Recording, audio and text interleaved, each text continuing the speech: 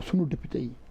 man leen gis nga homosexualité bi law ci dëkk bi homosexualité bi nga xam ne mi ngi law ci dëkk bi y a pas de solution.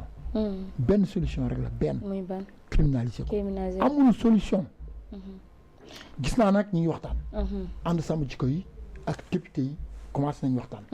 pour xool ba xam dañ koy criminaliser. may ñaan député yi bu ñu koy indee nañ ko voté. nañ ko voté ci laal parce que criminalisation il faut ñu waxtaan ci waxtaan bu yaatu parce que même yàlla wax na ko. que astafurlah yonent bi wax na ko. góor jigéen yonent bi dafa ne góor jigéen moom ray mais jotul wax nan lañ koy rayee. far mu dem jotu ko wax il faut ñu waxtaan nan lañ ko war a rayee parce que c'est naa li ne woon na da ngay xool immeuble bi gën a kawe comme immeuble Kébé nga sànni. loolu moom c'est Bilal ne loolu moom c'est pas humain. ne dóor ay xeer ba mu dee. wala nga gas suul. mais ñi ngi ci doon waxtaan. léegi nag il faut ñu waxtaan kan mooy góor jigéen d'abord parce que Sénégal dafa ëppal yaa ngi dégg am ay tax ay yow booy dox nii rek xaw a efféminé tuuti. ñu ne góor jigéen ñu ne góor jigéen nga nekk jigéen xaw a doon garçon manqué. ñu ne góor jigéen non non ñu ne kii nga lesbienne nga. oui alors que au Sénégal y a tellement d'homosexuels yoo xam ne ñoo la gën a saf góor que doo comprendre en fait buñ la rombee bu ñu waxee nga ni kii góor la à 100% alors que voilà. Djiby Dramé oui. nekk yor njabootam yor jabaram. non macha allah yor ay doomam yor ay doomam. gis naa benn vidéo bu surtout mu nekk jabaram. oui ko xoon doo gëg Pape Cheikh Diallo ñaata jabar la fi am. nekk star sol yu rafet di ànd ak xoolal ku la ko léegi nag criminalisation maanaam tant que ray ñu ci ñaari nit. ray leen ray du arrêté. benn ministre de la santé. vraiment ñun est-ce que ñun am nañ ministre de la santé bu baax. parce que ñu ngi ñëpp ngi laaj dépistage mais ministre de la santé bi aussi xëy na est-ce que lii mën na bett nit koo xam ne nii dafa waxoon ne buy jël nit day xool foo bokk ndax mënoon nañoo xaar ci moom mu jël ay prévention ministre de la santé boo xam ne nii bu mbas duggee ci réew mi buy def conférence de presse day sélectionner les médias. xam nga luy indi lool. santé dafa sensible. trop bien sooy jël ministre de la santé da ngay jël quelqu'un qui est dans le corps. ku ko xam. mais bokkul ci corps bi xamul dara. xam xoolal il est nul. bokkul ci corps bi da ngay jël ku nekk ci corps bi koo xam ne c'est un professeur wala c'est un médecin xam santé nga jël ko teg ko fa mais xamul dara ñu ngi koy woo na def lancer benn programme de dépistage. dans les daara parce que affaire bi xale yi lañ doon utiliser xale yu ndaw yi. gis nga ko. tubaab xale yu ndaw ñu am 7 ans ñu am 14 ans am 10 ans am na ko am 3 ans. mais xale ay taalibe lañ na lancer benn dépistage gratuit dans les prisons. et dans les daara. même ci école yi loolu warul xaar na ko lancer xale yi balaa feebar di law ci dëkk bi parce que xale yooyu muy wax ne am nañ 14 ans 15 ans ñuy sëy ak ñoom wala leen si mais xale yooyu mën nañ génn sëy ak seen yeneen moromu xale wala yeneen moromu jigéen feebar bi law ci dëkk bi. kon solution ñett yii mooy wax ci góor jigéen rayal ministre de la santé na def dépistage gratuit. beneen bi waa Rebeuss li ñu wax mooy dëkk. xam nga administration pénitentiaire sóorul woon fu muy dugal góor jigéen. waa léegi ñooñ nga indi leen fenn dañ jàpp ne rapport rek mooy wàlle non c'est pas rapport ñi ngi wax naan Pape Cheikh fa la doon watoo ak Djiby Dramé mën nga watu dagg lañ set mën nga nàcc maa bàyyi pédicure man pédicure manicure léegi dañ leen bàyyi ci biir prison bi ak ñoom non nañu régler fu ñu leen yóbbu xoolal ñun suñu yoon nekk si ñoom nañu régler seen i moyens xool fan lañ leen di yóbbu mais buñ leen dugal ak booy duñ ko def non mais dañuy kontaan nii.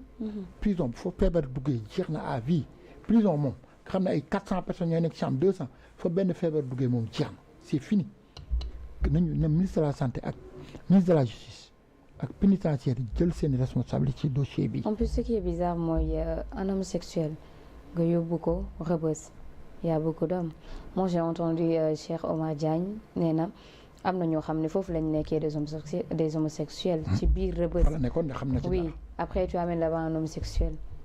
mais waaw léegi nag xam nga alors que ci dëkk boo xam ne nii dañuy bañ homosexuel. mais y aura beaucoup d'homosexuels. y aura beaucoup de parce que xam nga prison doo gis jigéen boo dee góor. la feebar mën na fa laal. surtout nga indi leen ay homosexuels c'est bizarre hein. mais y a problème. ouais bon nañ leen génne foofu wóot fu ñu leen yóbbu nañ dem Tambacounda tabaxal leen benn appartement tëj leen fa ku nekk ñu tëjal sa nekk ngeen baal ma waa Tamba. damay joxe exemple nii rek quoi. waaw nga joxe exemple. am na solo merci honorable. waaw wàllum homosexualité bi ci réew mi actuellement ngi def tollé mais dafa am lu Aly Ngouille Ndiaye wax lu am solo loo xam ne it jot na ministre de la santé moom xëy na gis nañ ne deful effort yu bëri mais xëy na bii na ci def effort ndax nee na 46% des homosexuels ñoom ñëpp ay séropositif lañ. D'abord c'est justement pour man loolu moo gën a grave c'est-à-dire d'abord man am naa mbetteel ci ñii ñu jàpp ñëpp si tiit bett na ma lool deuxièmement li ma gën a naqari mooy ñoo xam ne nii xanaa yoo xam xel ne am nañ sida surtout loolu nag léegi yow ngay am rapport ak ñeneen pour disséminer sida boobu pour man loolu ay intention criminelle la ay acte criminel la te vraiment c'est dommage looloo tax pour man looloo war a gën a tax sax ñu à mon avis ñu daan leen ñaareel bi ça pose le problème des talibés man leen moom lay wax sax surtout les talibés ñu utiliser aussi pour man jële ay jàng alxuraan d'accord naa ci mais mun ngaa toog sa dëkk di jàng alxuraan di béy xale yi béy lu ñu dunde mais gàddu ay xale indi leen Dakar nga xam ne nii c'est plein de danger moo tax nguur yi dañoo war a jóg ci affaire talibé yi parce que à Dakar dans les villes il y a énormément de danger léegi gis nga réew mi dañoo gis nga apologie homosexualité dafa bari ci média yi gis nga les dessins animés yi xale yiy seetaan da ngay gis ñaari xale yu góor yu nekk yu ndaw ñuy fóonante ñaari xale yu jigéen di fóonante mais ça c'est pas autre chose que l'apologie de l'homosexualité te ñun duñu ciy def attention dañu naan criminaliser alors que le fond c'est l'éducation dañoo war a éduquer xale yi sinon l'Occident dinañu gagner ci xeex bii de parce que on n'a pas réfléchi on ne réfléchit pas on utilise des raccourcis l'Occident qui veut faire l'apologie de l'homosexualité a des moyens insidieux, réfléchis, efficaces.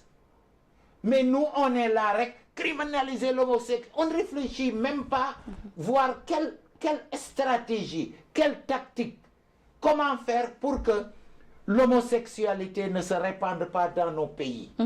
On penserait que criminaliser l'homosexualité, ça va régler les problèmes. Le viol. Déjà on a criminalisé le viol, non? Bien sûr. Mais il y a toujours des viols. Oui. Chaque jour, il y a des viols. Ça veut donc dire que ce n'est pas nécessairement la solution. Il faut réfléchir,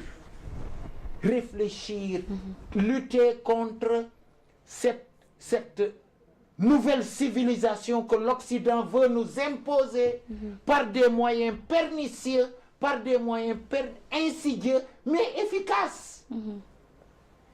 Mais malheureusement, on est en retard sur le plan de la réflexion. Moo tax gis nga quand un peuple